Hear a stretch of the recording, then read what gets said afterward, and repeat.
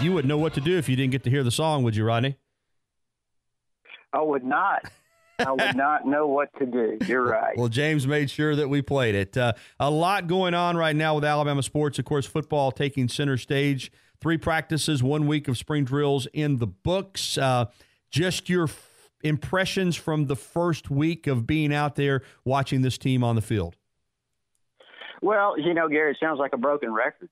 You look out there and you see extraordinarily gifted athletes, big, fast, physical. It's another one of those teams that we've seen in terms of, those traits, certainly. And you don't even have your whole team here, obviously. You've got a lot of guys that will be coming in the fall, the incoming players. But once again, it's a very, very impressive-looking group of players. They do have some areas where, probably they don't have the experience, talking about the secondary, and a lot of those guys we mentioned that would be coming in the fall certainly will play key roles in that area.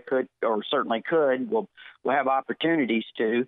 And then you look on the defensive line, and you could probably use a couple of more bodies for sure, but they have some good-looking players there. Overall, there's probably very few teams in the country, if any, that would not trade what they have for what Alabama has. I think you're right there, Rod, for sure. The big story last week was practice number 1, Tua Tagovailoa hurting his index finger. It turned to be out. Turned out to be a break in that finger. Nick Saban initially said thumb after practice, but he was back on the field for the second practice, going through some drills. He's certainly going to be limited, but it appears at least that he might be back throwing the football at some point during these spring practices. Yeah, we'll see. Again, I guess you have to be really cautious with that and see how it progresses. We did see him late last week, maybe even Saturday, I think it was, making some really soft tosses, so to speak. Jerry couldn't have been more than 3 or 4 or 5 yards. But he was gripping the ball. That's good. That shows strength in the hand, and that, maybe this thing is going to progress really, really quickly. So, again, it's always difficult to predict injuries, and how they'll progress and all of that. But I'll say this, certainly it created a lot of waves last week when it happened. And, it was, that's not the way you wanted to get spring practice started by any means. But, this kid's extremely determined. Would not surprise me if, like you said, if by the, 3/4 of the way in, no telling, he may be, throwing the ball back to normal. We'll see. But generally, speaking to some doctors, they say that recovery time for this type of thing is usually full recovery. Now, I'm talking about full recovery, 4 to 6 weeks. Yeah, it takes a little bit of time, and I'm sure the Alabama medical staff will do what is appropriate in regards to Tua Tagovailoa. I think it also highlighted why it's important that Jalen Hurts remain at quarterback for the Jalen Hurts needs to change positions crowd. They've got 3 scholarship quarterbacks on the roster, period. Tua, Jalen, and Mac Jones. Jalen Hurts has been a quarterback his whole life. I'm not talking about what he might be or might not be in the NFL. That, to me, has got nothing to do with it. We're talking about Alabama football. It would be absolutely asinine to think about moving him to another position right now, in my opinion. You agree? Well, you can't. I don't even know how it can be a consideration. Your numbers are such that you can't afford to do it, regardless of what happens. You've got 3 right now. They got through last year with 3. You generally want to have 4. And then they got the other bad news last week with the insurance policy and the guy that could have come in and certainly given them a lot of depth. Grad transfer from East Carolina Gardner Minshew had been basically locked up in terms of his decision to transfer to Alabama. And then on the same day that Tua was injured, on the first day Tuesday, Minshew announces all of a sudden out of the blue that he's going to Washington State. So there you go. You've got to have some quarterbacks on your roster, capable quarterbacks. All 3 of those guys obviously are that they have right now. But they, like you said, Gary, you never really know when injury bug could strike. Look at Tua. What if this was in the regular season and his hand, this happens? Then all of a sudden, he's missing time. You're down to 2 quarterbacks. Yeah. And for Mac Jones, this is an opportunity. Of course, he's 2 years behind Jalen. He's one behind Tua, but he's got some talent. You know, redshirted last year, still working to get bigger and stronger, but everybody I talked to says he can really spin the football. This is an opportunity for him to get some additional reps throwing the ball in spring drills, and that's a good opportunity for him. Yeah, it's a great opportunity, and I think all of those things that you said are accurate. You know, from what we hear, is he's been impressive pretty much from the start since he's been here. He's really the kind of quarterback that I think Dan Enos has had a lot of success working with in the past, a guy that can really, as you said, spin it really well. He's gotten bigger, it looks like. I think if you go by the roster, he's gained about 15 pounds since last year. So, you know, Gary, it's, again, the numbers are low, but this will be a great opportunity for both of them, Mac Jones and Hurts, while Tua is on the mend. And on the Gardner Minshew front, it seems as though this was a situation where he was set to come to Alabama, was going to enroll later this year, and he was home in Jackson, Mississippi, and got to, working out, and Hal Mumme gets involved, who is now the offensive coordinator at Jackson State. And, of course, Mike Leach kind of interned under Hal Mumme, not the other way around, but it was Hal Mumme that kind of mentored Mike Leach, and that seemed to be the connection there. And the next thing you know, that's how it works in football sometimes. Hal Mumme's working with Gardner Minshew. Hal Mumme's got a relationship with Mike Leach. Washington State needs a quarterback. There goes Gardner Minshew. Mm-hmm. After he had said he wanted to get closer to home because of family issues. So much for that. Yeah, right. I think what happened really was this. It's pretty simple. I think Gardner Minshew understood and saw the opportunity here at Alabama to come in. He kind of wants to have opportunities as a coach down the road. Thought he saw this as a great opportunity for that. What a tremendous program opportunity with Nick Saban, this coaching staff, developed a lot of contacts. All of those things have been very valuable to him. But, I think Hal Mumme probably referred him to Mike Leach. And, you've got an opportunity to start there. This guy's an offensive guru. You can put up some numbers. You may have an opportunity for the NFL. When you're a competitor, Gary, and you're a football player, you want to, you just don't walk away sometimes. It's not easy to do.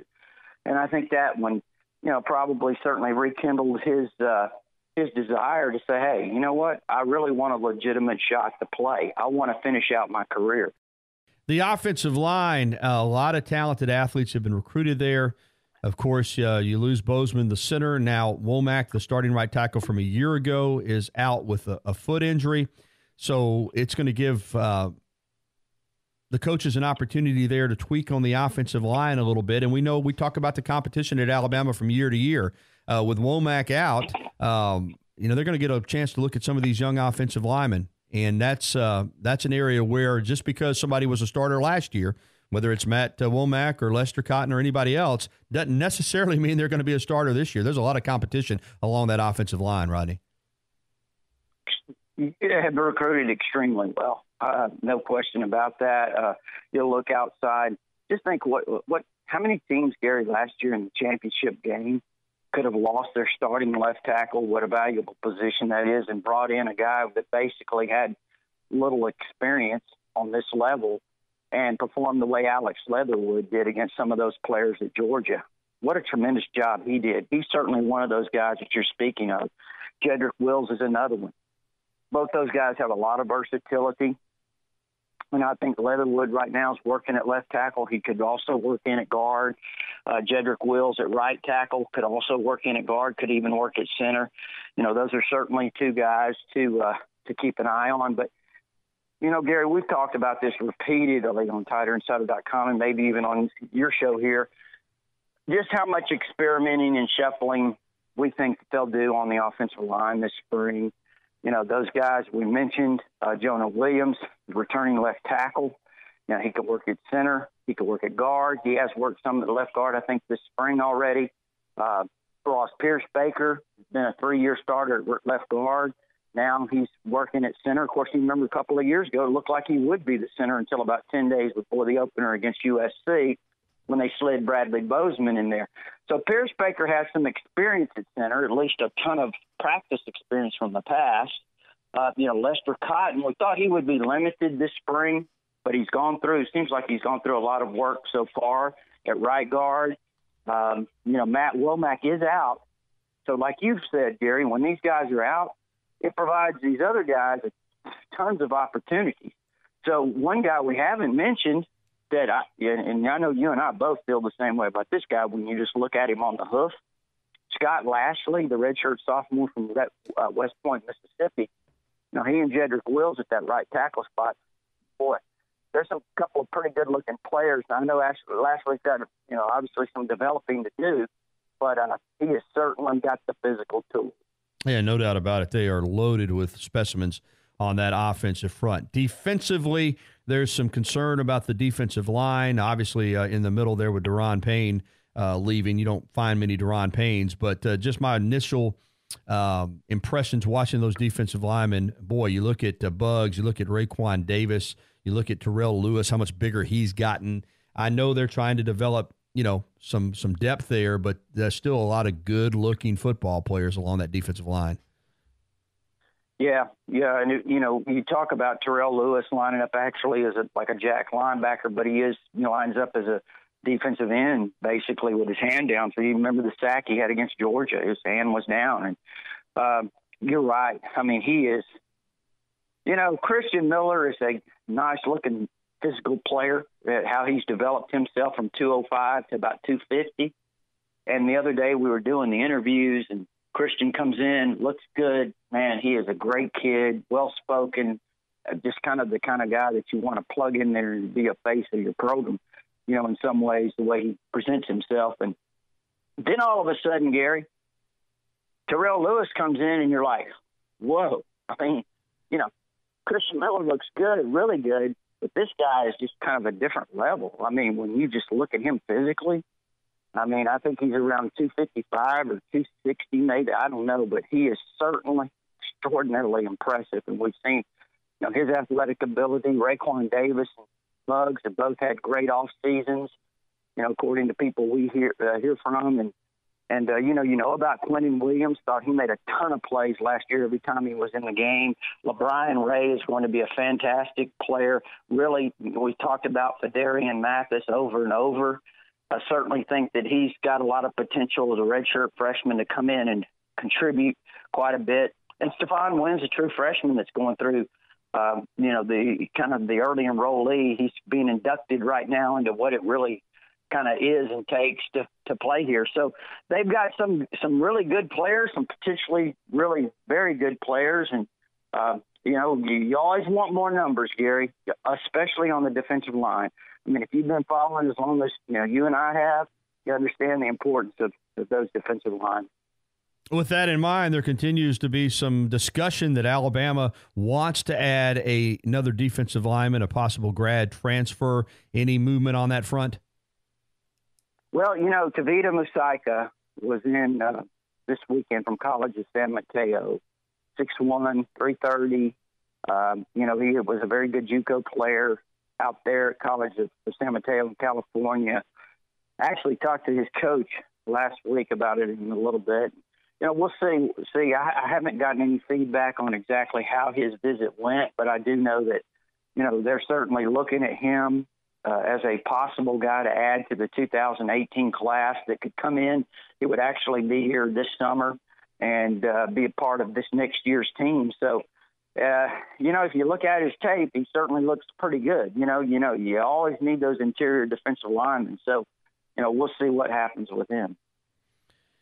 Coaching staff-wise, we got our first week of watching the new coaching staff in action. I say new coaching staff because there's so many new coaches on there. I tried the couple days I was out there, I tried to, watch them a little bit. You can only see so much in the allotted time. But, boy, I tell you what, watching Coach Craig Kuligowski, those defensive linemen, he wasn't that animated. But, boy, you could tell he's really a teacher. He gets his point across.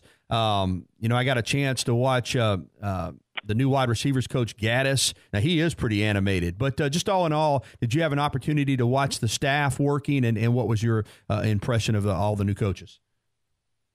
Yeah, a little bit. Not a ton, but some. And, some observations. Kuligowski's got extremely intense. There's no question about that. I'm really excited to watch him and how he develops defensive linemen because he's got such a great reputation at that. So they're really excited about him. And then Dan Enos, now he was one that I felt like was a little more vocal than maybe we've heard in the past. You know, Kiffin wasn't too vocal when we were in there during the media viewing opportunities. You know, Jim McElwain, whoever else has been there, I don't ever really remember, you know, but Enos was, you know, when we've been in there, has been a little more vocal, you know, talking to his players. You can hear him what he wants them to do, talks to them about quarterbacks, about he wants them to hit a spot. He wants rhythm passers.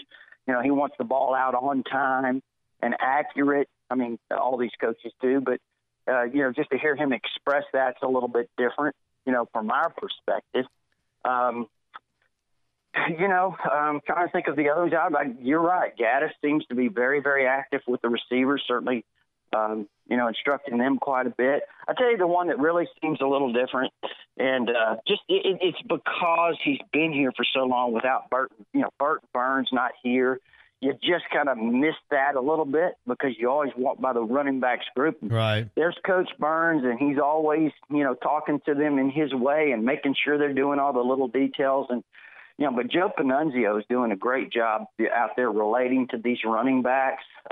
Does a really, really nice job. And, you know, I thought he did a really good job with the tight ends as well. So just a difference. But, you know, we did see, by the way, Coach Burns has been out to, I think, every practice, watching, observing.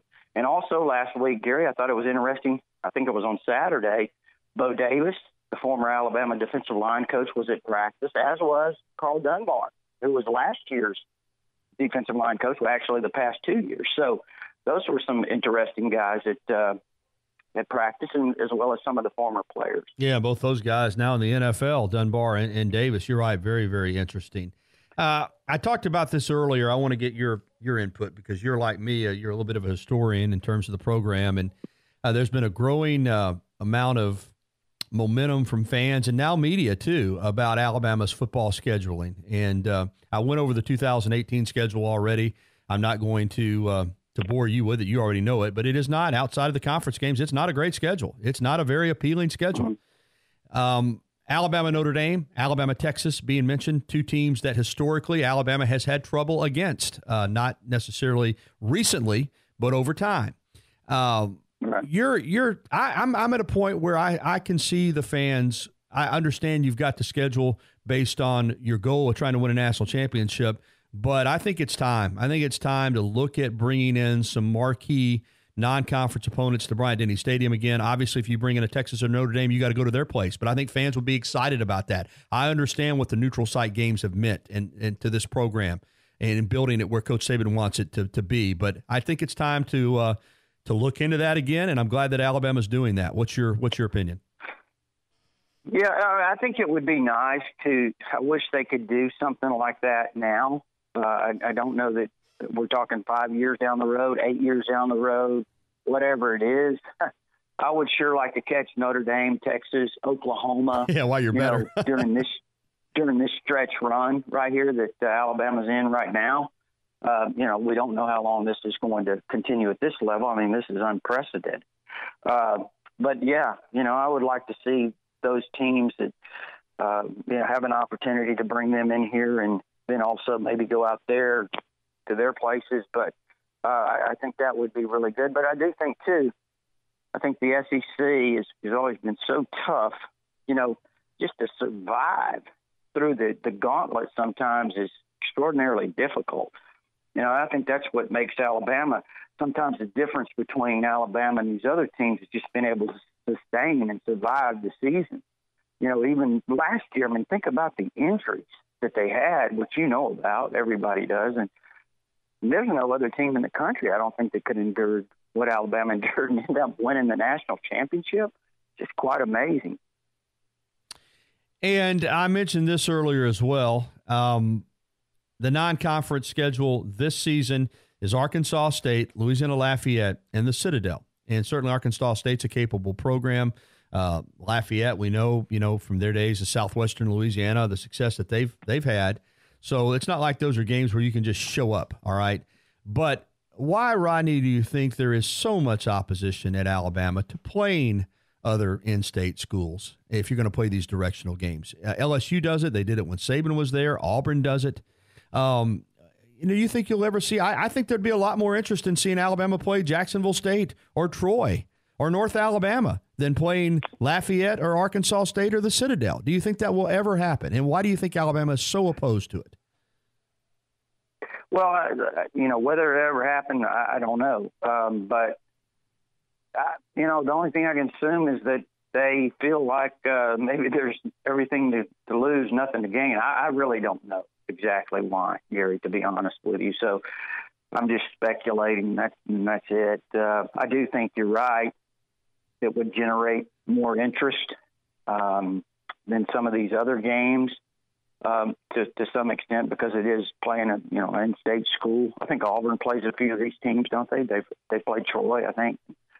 Some others may have even played Jacksonville State a few times. But, again, it would be interesting, I think, to see that instead of an Arkansas State, maybe playing, like you said, a Jacksonville State.